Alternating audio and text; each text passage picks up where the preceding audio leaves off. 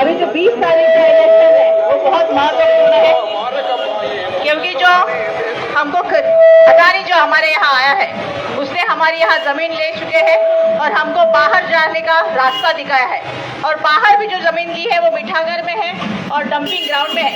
जब संविधान कह रहा है कि स्वास्थ्यपूर्ण जीवन जीना हर एक का हक है, तो हमको वो जीना क्यों नहीं दे रहे? हमारा हक क्यों नहीं दे रहे? संविधान जो हक दे रहा है वो क्यों नहीं दे रहे? यही मेरा सवाल है। और जो अपना संविधान कह रहा है कि हर एक को हम कायदे के पास जा सकते हैं, लेकिन उन्होंने जो 4 अक्टूबर 2024 का जो जीआर निकाला है उसमें ऐसा लिखा है कि कोई भी उन पे जीआरपी का कोई हम पे कुछ एक्शन लेगा तब हम कानून के पास भी नहीं जा सकते।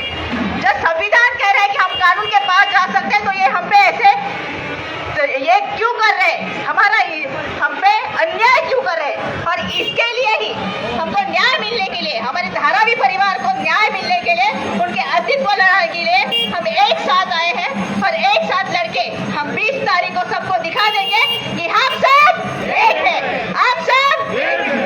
धन्यवाद।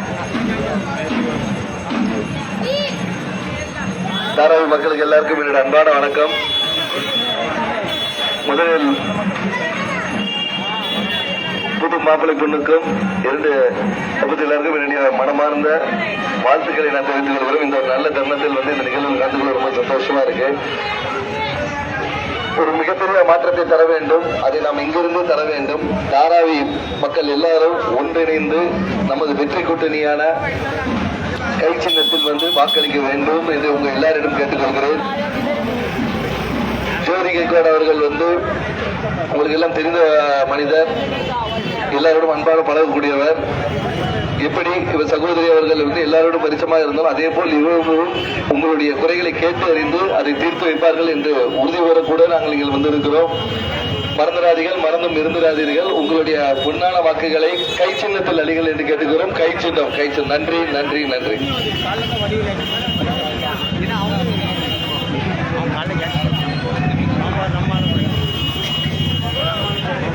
அன்பார்ந்த தாராவி வாழ் தமிழ் சொந்தங்களே,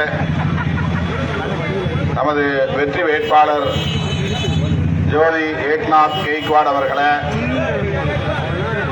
இங்கே தமிழகத்திலிருந்து வருகிறது உங்களிடையே வாக்கு சேகரித்துக் கொண்டிருக்கிற கன்னியாகுமரி நாடாளுமன்ற உறுப்பினர் அன்பு சகோதரர் விஜய் வசந்த் அவர்களே, மராட்டிய மாநில விடுதலை சிறுத்தைகள் கட்சியின் மாநில செயலாளர் தம்பி சாலமன் ராஜா அவர்களே, மற்றும் விடுதலை சிறுத்தைகளின் முன்னணி பொறுப்பாளர்களே, காங்கிரஸ் பேரியக்கத்தின் முன்னோடிகளே, உங்கள் அனைவருக்கும் என்னுடைய பணிவார்ந்த வணக்கத்தை தெரிவித்துக் கொள்கிறேன். நேற்றும் இன்றும் நான் மும்பை மாநகர பகுதிகளில் காங்கிரஸ் தலைமையிலான மகா விகாஸ் அகாடி என்கிற இந்த கூட்டணியின் வேட்பாளர்களுக்கு வாக்கு சேகரித்து வருகிறேன். நேற்று காலை அஸ்லாம் ஷேக் அவர்களுக்கும் மாலை அனந்த்பாலா பீனர் அவர்களுக்கும் தமிழ் மக்கள் அடர்த்தியாக வசிக்கக்கூடிய பகுதிகளுக்கு சென்று வாக்கு சேகரித்தேன். தமிழர்களிடையே மிகப்பெரிய ஜோதி ஏக்நாத் கெய்க்வாட் அவர்களுக்காக நாங்கள் இன்றை சொல்ல கடமைப்பட்டிருக்க காங்கிரஸ் தலைமையும் காப்பதற்கு ஆளுமைமிக்க ஒரு தலைவர், இளம் தலைவராக நிமிர்ந்து நிற்பவர், உறுதியாக நிற்பவர் நம்முடைய ராகுல் காந்தி அவர்கள்தான். கடந்த நாடாளுமன்ற பொதுத் தேர்தலில் அவர் தேசிய அளவில் மிகப்பெரிய சூறாவளி சுற்றுப்பயணத்தை மேற்கொண்டார். அதற்கு முன்பு தேச ஒற்றுமைக்கான யாத்திரையை பாரத் ஜோடோ யாத்ரா என்கிற பெயரில் கன்னியாகுமரியில் இருந்து தொடங்கி காஷ்மீரத்து பனிமலையிலே கொண்டு போய் முடித்தார். அதன் பின்னர் கிழக்கிலிருந்து மேற்கே வந்தார், மும்பையிலே முடித்தார். தோழர்களே, பெருந்தலைவர் காமராஜர் பிறந்த மண்ணிலிருந்து தொடங்கி அவர் தன்னுடைய பயணத்தை பேரறிஞர் புரட்சியாளர் அம்பேத்கர் மண்ணான மராட்டிய மண்ணிலே முடித்தார். இந்த மாபெரும் தலைவர்கள் காட்டிய கொள்கை வழியிலேதான் இன்றைக்கு ராகுல் காந்தி அவர்கள் செயல்பட்டுக் கொண்டிருக்கிறார் என்பதை இந்த நாடு அறியும். ராகுல் காந்தி அவர்களின் கரத்தை வலுப்படுத்த வேண்டுமானால் மராட்டிய மாநிலத்தில் கட்டாயம் காங்கிரஸ் ஆட்சி மலர்ந்தாக வேண்டும். ராகுல் காந்தி அவர்களின் கரத்தை வலுப்படுத்த வேண்டுமானால் பாரதிய ஜனதாவின் சதிகார அரசியலை வீழ்த்தியாக வேண்டும். கடந்த முறை இதே சட்டமன்ற பொதுத் தேர்தலின் போது எப்படி அவர்கள் சிவசேனாவை உடைத்தார்கள், என்சிபி கட்சியை உடைத்தார்கள், அரசியல் சூதாட்டம் எப்படி ஆடினார்கள் என்பதையெல்லாம் இந்த நாடே அறியும். அப்படிப்பட்ட ஒரு சதிகார கும்பல் மீண்டும் ஆட்சிக்கு வருவது நல்லதா என்பதை அனைவரும் சிந்தித்து பார்க்க வேண்டும். மராட்டிய மாநிலத்தை அதற்குரிய தனித்தன்மையோடு பாதுகாக்க வேண்டுமானால் காங்கிரஸ் தலைமையிலான மகா விகாஸ் அகாடி வெற்றி பெற வேண்டும், மீண்டும் ஆட்சிக்கு வர வேண்டும். அப்போதுதான் தாராவி போன்ற பகுதிகளிலே அடர்த்தியாக வாழக்கூடிய தமிழ் மக்களின் உரிமைகளையும் நாம் பாதுகாக்க முடியும். உரிமையோடு இந்த சட்டமன்ற உறுப்பினர்களை அணுகி இவர்களுக்கான கோரிக்கைகளை நாம் முன்வைக்க முடியும். இந்த தாராவி என்பது தென்னாசிய பகுதியிலேயே, தெற்கு ஆசியாவிலேயே மிகப்பெரிய ஸ்லம் என்று சொல்வார்கள், மிகப்பெரிய சேரி என்று சொல்வார்கள். லட்சக்கணக்கான குடிசைவாழ் மக்கள் வாழக்கூடிய ஒரு பெரும் பகுதி. இந்திய அளவில் மட்டுமல்ல, உலக அளவில் புகழ்பெற்ற ஒரு ஸ்லம் ஏரியா. லட்சக்கணக்கான மக்கள் அடர்த்தியாக வாழக்கூடிய இந்த பகுதிகளே, ஏழை எளிய மக்கள், உழைக்கிற மக்கள் அதிகமாக வாழக்கூடிய இந்த பகுதிகளே இன்றைக்கு ஒரு ஆபத்தான திட்டத்தையும் முன்வைத்திருக்கிறார்கள். இந்த பகுதியெல்லாம் அப்புறப்படுத்தி அதானிக்கு ஒப்படைப்பது என்கிற செயல் திட்டம் தான். அதானி வந்தால் இங்கே குடியிருப்பவர்களுக்கு புதிதாக நாங்கள் அடுக்குமாடி வீடுகளை கட்டி 400 ஸ்கொயர் ஃபீட் சதுர அடியிலே இடம் கொடுப்போம் என்று முதலிலே சொன்னார்கள்.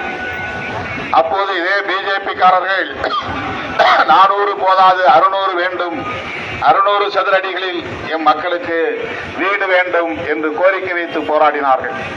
ஆனால் பிஜேபி ஆட்சிக்கு வந்து மராட்டிய மாநிலத்தில் 5 ஆண்டுகள் இருந்தார்கள். என்ன சாதித்தார்கள்? அவர்கள் கோரிக்கை என்ன? இப்போது அவர்களுடைய நிலைப்பாடு என்ன என்பதை தயவு கூர்ந்து எண்ணி பார்க்க வேண்டும்.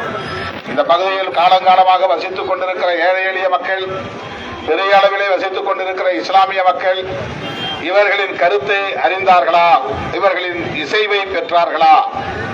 இவர்களுக்கு அதிலே உடன்பாடு உண்டா என்றெல்லாம் அவர்களுக்கு அக்கறை இல்லை.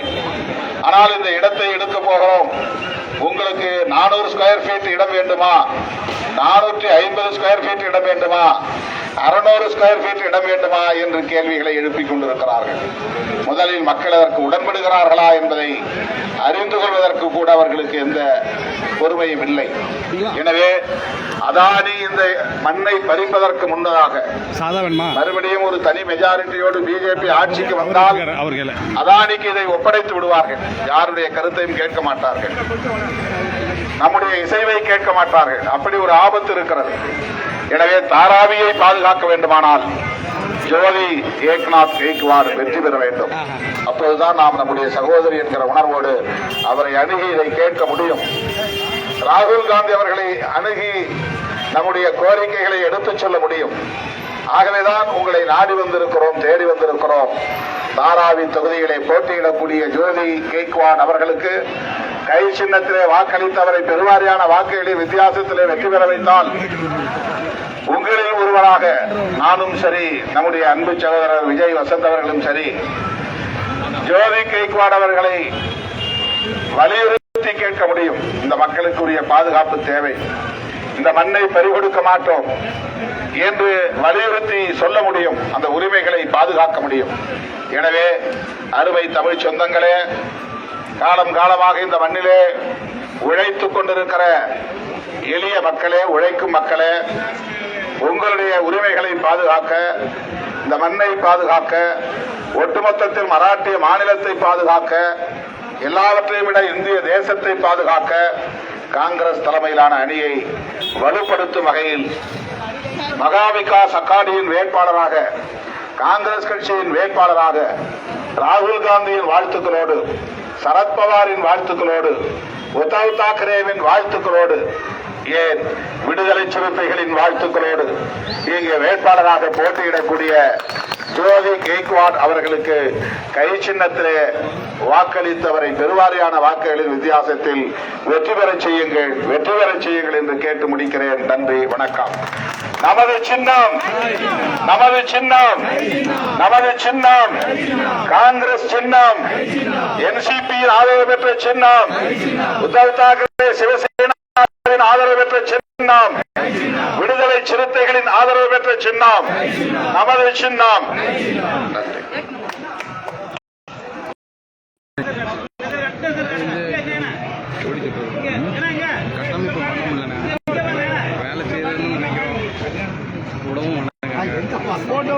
காலையிலே நீங்க எங்க வந்திருக்க